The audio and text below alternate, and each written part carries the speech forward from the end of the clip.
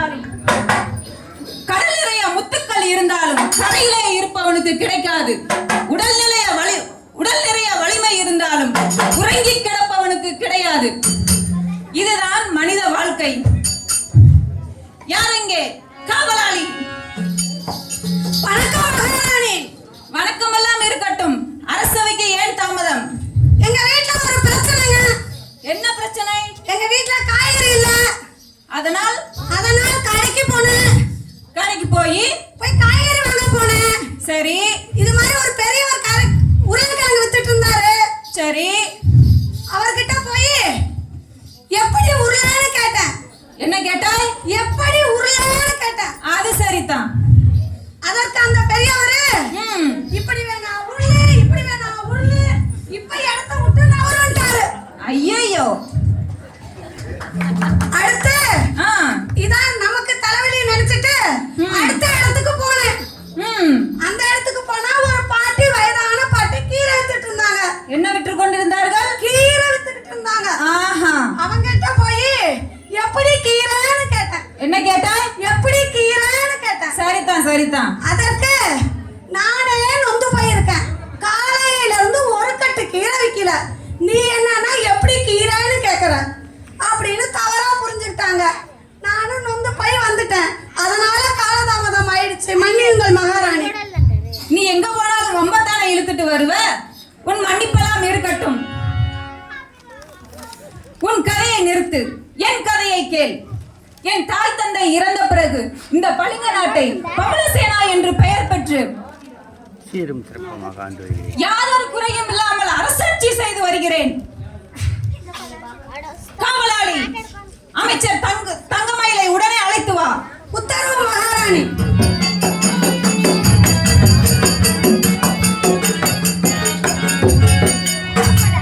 வணங்குகிறேன் அரசியாரே. சுபம் உண்டாகட்டும். அமைச்சரே, நம் நாட்டில் ஏதேனும் செய்தி உள்ளதா? ஆம் அரசியாரே, நம் நாட்டில் தற்போது பெண்கள் அவ்வளவு மகிழ்ச்சியாக இல்லை என்பது போல் செய்தி. அப்படியா? அப்படி என்றால் உடனே மாறுவேடத்தில் நகர்வலத்திற்கு ஏற்பாடு செய்யுங்கள். அரசியாரே, பெண்களாகிய நாம் இருவரும் பொழுது சாய்ந்த நேரத்தில் நகர்வலம் செல்வது அவ்வளவு பாதுகாப்பாக இருக்குமா? நிறுத்தும் அமைச்சரே.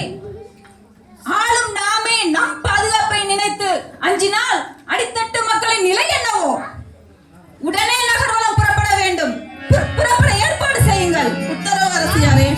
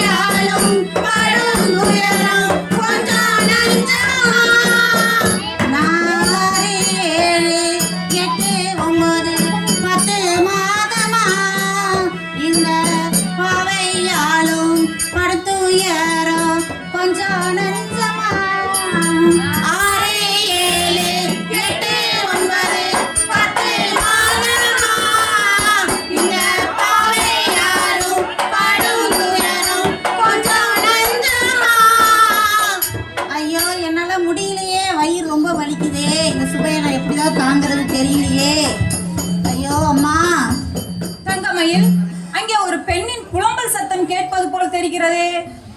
ஆம் அரசியாரே, வாருங்கள் சென்று பார்ப்போம். பள்ளி செல்லும் பாலக பருவத்தில் ஏனம்மா இச்சுமை உனக்கு? படிக்கின்ற வயதில் இவ்வாறு நிறைமாத கர்ப்பிணியாக நிற்கின்றாயே, பள்ளி செல்லவில்லையா? என்னம்மா செய்யறது, எனக்கும் படிக்கணும்னு ரொம்ப ஆசைதான். நானும் எங்கள் அப்பா அம்மா கிட்ட எவ்வளவோ சொல்லி கெஞ்சி கேட்டு பார்த்துட்டேன். ஆனால் அவங்க ரொம்ப கட்டாயப்படுத்தி எனக்கு குழந்தை திருமணம் பண்ணி வச்சுட்டாங்க. நீயே ஒரு குழந்தை, உனக்கு ஒரு குழந்தையா? புத்தகத்தை சுமக்கின்ற வயதில் இப்படி குழந்தைய சுமந்து கொண்டு வருகிறாயோ? ஐயோ பாவம். என்னம்மா செய்யறது, எங்கள் அம்மா சொந்த பந்தம் உறவை விட்டு கொடுக்க கூடாதுன்னு சொல்லி என் மாமாவுக்கே என்னை கல்யாணம் பண்ணி வச்சுட்டாங்க. உன் நிலை மிகவும் கவலை தருகிறதா இருக்கிறதம்மா. கவலைப்படாதே, நிச்சயம் விரைவில் ஒரு முடிவு உண்டு. நம்பிக்கையோடு இரு. சரிம்மா.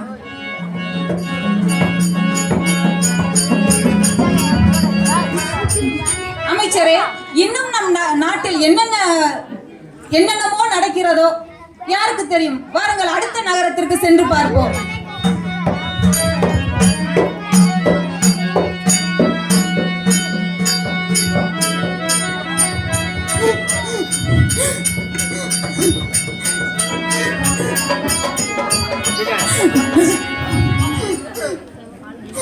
தங்கமயில், அதோ அந்த வீட்டில் இருந்து ஒரு பெண்ணின் அழுகுரல் கேட்பது போல் தெரிகிறதே. ஆம் அரசியாரே, எனக்கும் கேட்கிறது. வாருங்கள் சென்று பார்ப்போம். உங்களுக்குமா கேட்கிறது? எனக்கும் கேட்கிறது. இஸ்கே இஸ்கேன்னு அழுகிறது கேட்கிறது. கேட்கும் கேட்கும். ஏனம்மா அழுகிறாய்? அழாதே, எழுந்திரு.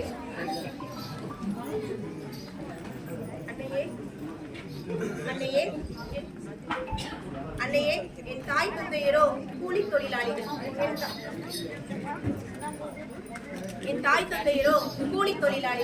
என் தம்பி தங்கைகளை கவனித்துக் கொள்வதற்காகவும் வீட்டு வேலைகளை செய்வதற்காகவும் பாதியில் நிறுத்திவிட்டனர். அதனால் தான் அம்மா அழுது கொண்டிருக்கிறேன். கலங்காதே அம்மா, கலங்காதே அம்மா. விரைவில் ஒரு நல்லது நடக்கும் என்று நம்புகிறேன்.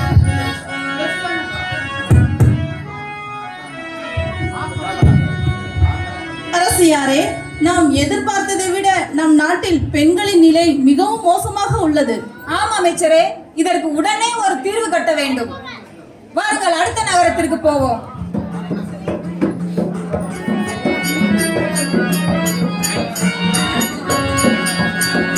காவலாளி, நீயும் வா.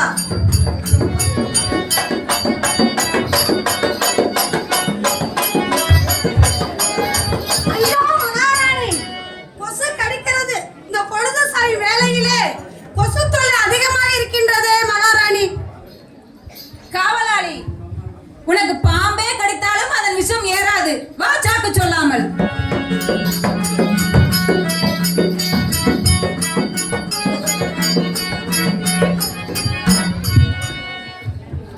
அரசியாரே, அங்கு ஒரு பெண் கையில் புத்தக ஏட்டுடன் கவலையுடன் இருக்கிறார். பார்த்தீர்களா? ஆமாம் அமைச்சரே, ஆமாம் அமைச்சரே. அதையும் என்னவென்று கேட்டுவிட்டு வருவோம். என்னம்மா, கையில் புத்தக ஏட்டுடன் கண்ணில் கவலையுடன் நிற்கிறாய்? என்னவாயிற்று? தாயே, புத்தகம் கொண்டு புன்னகைக்க எனக்கும் ஆசை. என்னுள் 1000 கனவுகள், எண்ணிலடங்கா எண்ணங்கள். என் லட்சியத்தை அடைய சிட்டுக்குருவி போல் சிறகடித்து பறக்க வேண்டிய நான் இவ்வூர் கட்டுப்பாட்டால் சிறகிழந்த பறவையாக கூண்டில் அடைபட்டுள்ளேன். என்னம்மா இவ்வாறு கூறுகிறாய்? பெண் கட்டுப்பாடா நம் நாட்டிலா? நம் நாட்டை ஆள்வது ஒரு பெண் என்பதை மறந்து விட்டாயா? ஆள்வது மகாராணியே ஆயினும் பெண் அடிமைத்தனம் இன்னும் இம்மண்ணில் ஒழியவில்லை. பெண்கள் யாதொரு காரணத்திற்காகவும் இவ்வூரின் எல்லை தாண்டி செல்லக்கூடாது எனும் ஊர் கட்டுப்பாட்டு செய்தி மகாராணியின் செவிகளை சென்றடையவில்லையே. என்னம்மா, ஊர் கட்டுப்பாடா? உன் ஊரின் கட்டுப்பாடுதான் என்ன? அதையும் சொல்லேன், கேட்போம். நம் தேசம் ஆளும் மகாராணியோ சிலம்பம், வாள்வீச்சு, குதிரை ஏற்றம் போன்று பல்வேறு கலைகளையும் மொழிகளையும் கற்று நம் தேசம் காக்கிறாள். ஆனால் இம்மண்ணில் பிறந்த மங்கையாகிய நான் இவ்வூர் கட்டுப்பாட்டால் இவ்வூரின் எல்லை தாண்டி உயர் கல்வி கற்கும் சுதந்திரத்தை இழந்து நிற்கிறேன். காரணம்? சமூகத்தின் மீதுள்ள நம்பிக்கையற்ற தன்மையும் பெண் பாதுகாப்பின்மையாலும் விரிவானம் போன்ற என் எண்ணங்கள் வீழ்கின்றன கண்ணீர் துளிகளாக. ஐயோ பாவம், கலங்காதே மகளே. உனக்கு விரைவில் ஒரு முடிவு, விரைவில் நல்லதே நடக்கும்.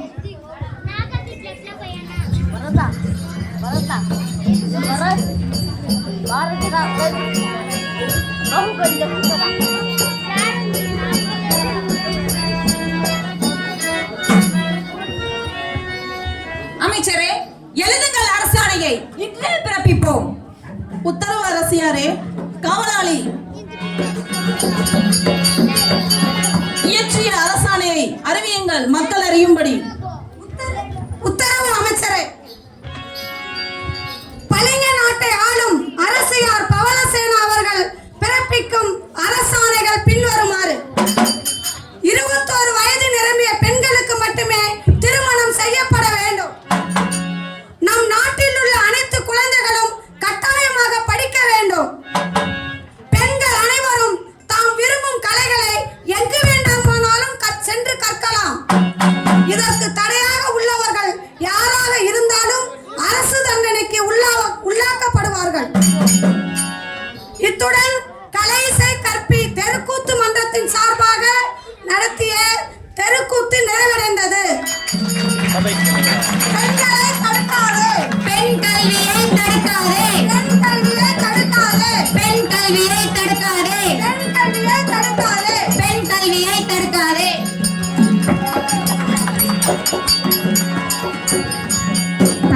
தேங்க்யூ ரொம்ப சூப்பரா ஒரு